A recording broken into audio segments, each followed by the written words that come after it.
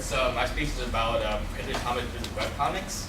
So of course, as technology is advancing forward, a lot of things are moving towards the online, like online shopping and probably online streaming. So it's kind of natural that people assume that comics will come onto the web comics, and then like print comics, funny papers or whatever you read will just go away.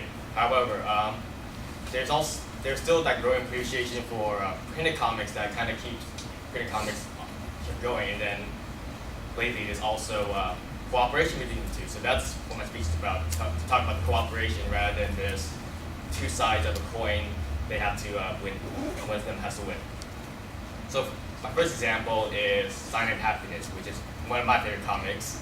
And in 2010, they released the second volume of the collection of the comics. So one, it has a collectible value, and two, it actually has comics that is exclusive to the printed comic, to the printed version. So it kind of once again gets the collective value, as in if you want to collect the comics, whether it's, I'm pretty sure, maybe like a digital PDF online or the actual book, there is value in the book rather than just getting like an online version where you probably just like find on the internet for free, which is I recommend not doing. You have to support the community that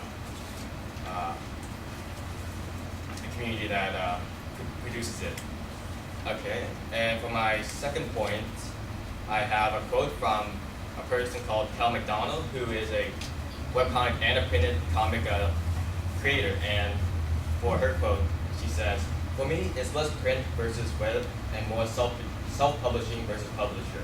So instead of like focusing on this whether should I do webcomics or printed comics, it should not be all about that. It should be creating the individualism of the comic book producer, rather than so they publish their own comic books rather than relying on another big publisher such as maybe Marvel or DC, rather than focus on gaining their support. They should be able to rely only on the audience, so that they get more feedback, I guess, better feedback and better support.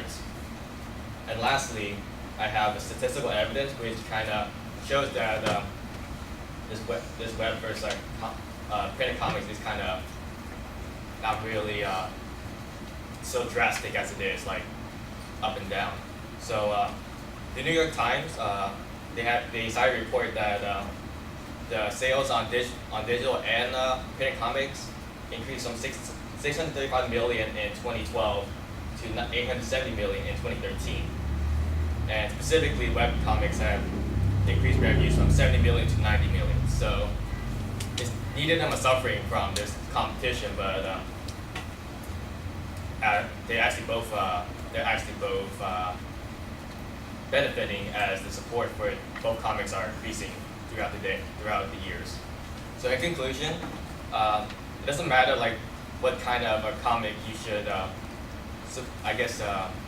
devote yourself to. No matter where you go, there's always an audience that will support you if your comics are good in the first place, and that you continue to have the spirit to keep doing it.